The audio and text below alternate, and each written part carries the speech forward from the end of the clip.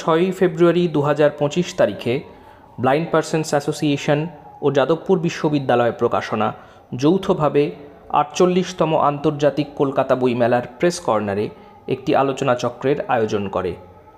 Braille পদ্ধতি উদ্ভাবনের 200 বছরকে স্মরণ করে আয়োজিত এই আলোচনা চক্রের বিষয় ছিল মুদ্রণ শিল্পে ব্রেল পদ্ধতির অন্তর্ভুক্তির সম্ভাবনা। আলোচনার শুরুতেই যাদবপুর বিশ্ববিদ্যালয় প্রকাশনার নির্দেশক অধ্যাপক অভিজিৎ গুপ্ত একটি প্রারম্ভিক ভাষণ প্রদান করেন। যান্ত্রিক ত্রুটির কারণে এই বক্তব্যটির বৈদ্যুতিন সংরক্ষণ করতে আমরা ব্যর্থ হয়েছি। আলোচনার দ্বিতীয় পর্যায়ে ব্লাইন্ড পার্সনস অ্যাসোসিয়েশনের প্রাক্তন সাধারণ সম্পাদক শ্রী অমিয় বিশ্বাস ব্রেল পদ্ধতির 200 বছরের অগ্রযাত্রা ও ইতিহাসের উপর একটি আলোচনা সহ উপস্থাপনা পেশ করেন। এই আলোচনার প্রথম অংশটি যান্ত্রিক ত্রুটির কারণে সংরক্ষণ করা সম্ভব হয়নি। বাকি অংশটি এখন পরিবেশিত হচ্ছে। অনেকে অনেক রকম পদ্ধতি করেছেন, কিন্তু সবগুলোই ছিল যন্ত্র নির্ভর, প্রেস নির্ভর।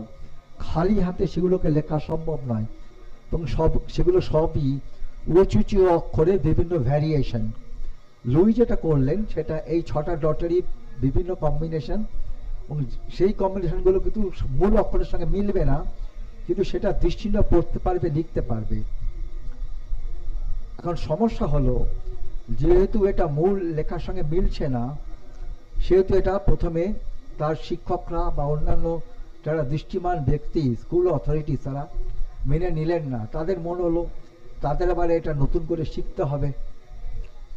লুই 1829 সালে এই পদ্ধতির যেটা 24 সালে কিন্তু তিনি এই কাজটা শেষ করলেন। সেই জন্য আমরা 1824কে ব্রেলের আবিষ্কারের বছর ধরে নিয়ে 2024টা পালন করেছি ব্রেল পদ্ধতি আবিষ্কারের 200 বছর পূর্তি উপলক্ষে এবং পূর্তি হিসাবে। এবং এই যে পদ্ধতিটা এলো, এই পদ্ধতি কিভাবে দৃষ্টিহীনরা বই লিখতে পারে তা নিয়ে তিনি একটা ছোট বুকলেটও বার করেন 1829 সালে। এবং 1837 সালে তিনি মিউজিকের বিভিন্ন নোটেশন কিভাবে এই পদ্ধতিতে লেখা যায়। প্রসঙ্গত বলে রাখি যে তিনি নিজেই ভালো অর্গান বাজাতে পারতেন, বিভিন্ন চার্চেও তিনি অর্গান বাজাতেন। তো 37 সালে তিনি মিউজিক নোটেশন কিভাবে লেখা যায় সেটা নিয়ে একটা পুস্তিকা রচনা করেন, এবং প্রথম থেকে কিন্তু তার এই মিউজিক নোটেশন লেখার ব্যাপারটা স্কুল কর্তৃপক্ষ মেনে নিয়েছিল। 1852 সালে লুইয়ের মৃত্যু হয় যক্ষা রোগে। তখন যক্ষা রোগের কোনো চিকিৎসা ছিল না, এবং তার মৃত্যুর সময় কিন্তু ব্রেল পদ্ধতি তার স্কুলের ছাত্রছাত্রী, তার বন্ধু বান্ধবদের মধ্যে সীমাবদ্ধ ছিল। তার মৃত্যুর 2 বছর পরে 1854 সালে ব্রেল পদ্ধতি ফ্রান্সে সরকারিভাবে স্বীকৃত হয় দৃষ্টিহীনদের লিখন পঠন পদ্ধতি হিসাবে, এবং এই পদ্ধতি সারা ইউরোপে গৃহীত হয় 1878 সালে, যখন ইংল্যান্ড, জার্মানি, এমনকি ইজিপ্ট, মানে ব্রিটিশ কমনওয়েলথের বিভিন্ন দেশগুলো এইটাকে মেনে নেয়। এবং 1918 সালে আমেরিকাতেও এটা সর্বজনগ্রাহ্য পদ্ধতি হিসাবে গৃহীত হয়। পরে ব্রেল পদ্ধতি ভারতেও আসে। 19বিংশ শতাব্দীর শেষের দিকে, মানে 1870-80 দশকে, 80-90 দশকে ব্রেল পদ্ধতি ভারতে আসে। ঠিক ইংরাজি সঙ্গে সঙ্গে এখানে বিভিন্ন আঞ্চলিক ভাষাতেও ব্রেল পদ্ধতি ব্যবহার শুরু হয়।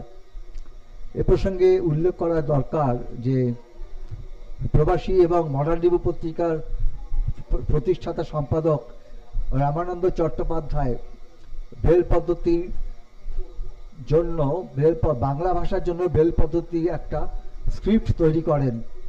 তিনি যদিও দৃষ্টিহীন শিক্ষার সঙ্গে প্রত্যক্ষভাবে যুক্ত ছিলেন না, ফলে এই পদ্ধতির প্রয়োগ তিনি করে উঠতে পারেননি, কিন্তু ব্রেল পদ্ধতিতে লেখাপড়া করা যে সম্ভব এইটা তিনি অন্তত মানুষের কাছে পৌঁছে দিয়েছিলেন, বাংলাদেশে প্রচার করেছিলেন। তারপর রেভারেন্ড লাল বিহারী শাহ তিনি কলকাতা অন্ধ বিদ্যালয় প্রতিষ্ঠা করেন 1894 সালে, যেটা এখন বেহালায় অবস্থিত।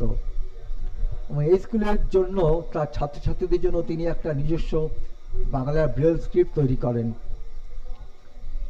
মহারাষ্ট্রে সেরকমভাবে নীলকান্ত রায় তিনি মারাঠি ভাষায় ব্রেল স্ক্রিপ্ট তৈরি করেন এবং সেখানেও তিনি নির্দিষ্ট শিক্ষার জন্য স্কুল প্রতিষ্ঠা করেন। সারা ভারতেই আস্তে আস্তে ব্রেল পদ্ধতি কিন্তু ছড়িয়ে পড়তে থাকে এবং 1943 সালে দেরাদুনে যুদ্ধ ফেরত দৃষ্টিহীন সৈনিকদের জন্য কোনো একটা প্রতিষ্ঠান গড়ে তোলার লক্ষ্যে national institute for the visually handicap তৈরি হয়।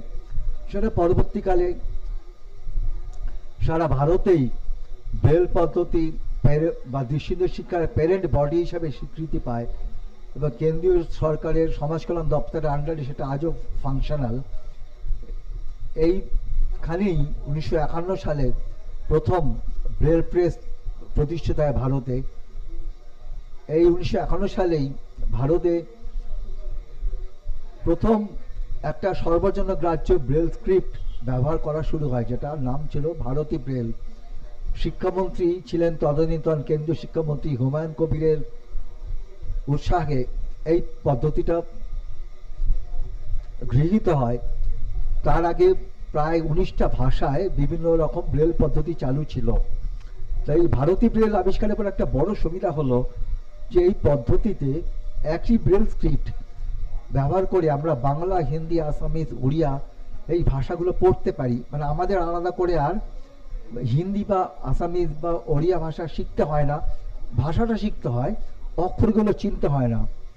ব্রেলে একই অক্ষর দিয়ে সবগুলোই রিপ্রেজেন্ট করা যায়। এটা একটা খুব বড় সুবিধা এবং মুদ্রণ শিল্পের ক্ষেত্রেও কিন্তু এটা একটা বৈপ্লবিক পরিবর্তন এনেছে। এখন ব্রেল পদ্ধতি অনেকটা ডিজিটালি ইন্টিগ্রেটেড। আধুনিক যুগে ব্রেল পদ্ধতিতে অনেক রকম ব্যবহার শুরু হয়েছে। ব্রেল প্রেস এসে গেছে, কম্পিউটারাইজ ব্রেল প্রিন্টিংও সম্ভব হচ্ছে ব্রেল এম্বাসের মাধ্যমে, যেটা ইনস্ট্যান্ট ব্রেল লেখা যায়, ব্রেল প্রিন্ট আউট বের করে নেওয়া যাচ্ছে।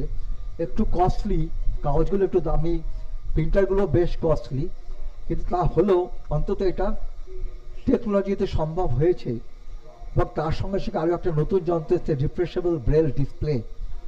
এই ডিসপ্লেতে যে লেখাটা ডিজিটাল ফর্মে আছে সেটা পেন ড্রাইভের মাধ্যমে হোক বা কম্পিউটার বা মোবাইল কানেকশনের মাধ্যমে হোক, একটা ডিসপ্লে বোর্ডে ব্রেলে ফুটে উঠবে। ফলে এইভাবে ডিজিটাল বুক দৃষ্টিরা পড়তে পারে।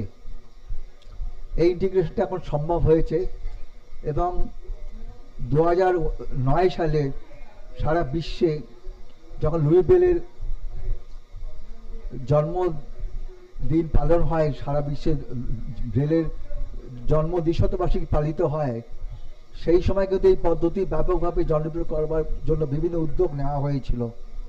ভারতেও এখন এই 2009 সালে একটা 2 টাকার কয়েন বেরিয়েছিল যেখানে লুই ব্রেলের একটা প্রতিকৃতি আঁকা আছে।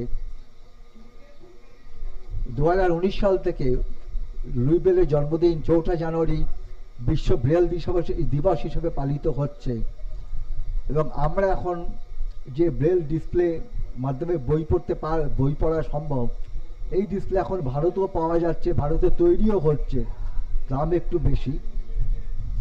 সেটাই আমাদের সংগঠনের কাছে আমরা এরপরে যিনি আলোচনা করবেন তাকে অনুরোধ করব যে ব্রেল পদ্ধতির মাধ্যমে ডিজিটাল বুকস সাধারণ বই পাবলিশাররা যে বই তৈরি করছেন সে বই কিভাবে ব্রেলে কনভার্ট করা যায় বা ব্রেল ডিসপ্লেতে কিভাবে আমরা পড়ে নিতে পারি সেটা যেন তিনি ব্যাখ্যা করেন।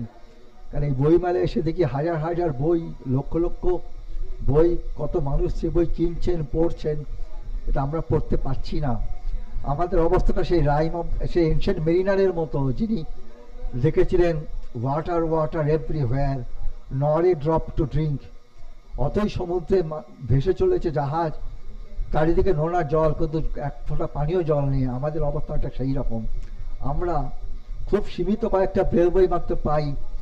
এই ব্লাইন্ড পাস অ্যাসোসিয়েশন বা অন্যান্য যে ব্রেল প্রেস কয়েকটা আছে, গুটিগত ব্রেল প্রেস আছে, তার মাধ্যমে সীমিত কিছু বইয়ের মাধ্যমে আমরা চাই এই বইগুলো ডিজিটালি অ্যাভেলেবেল হোক, তাহলে ব্রেল প্রেসগুলো সহজে বই ছাপাতে পারে, কিংবা ব্রেলে মাধ্যমে ইবুকগুলোকেও আমরা রিফ্রেশেবল ব্রেল ডিসপ্লেতে পড়ে নিতে পারি। এই আবেদনটা রেখে আমি আমার আলোচনায় বক্তব্য শেষ করলাম।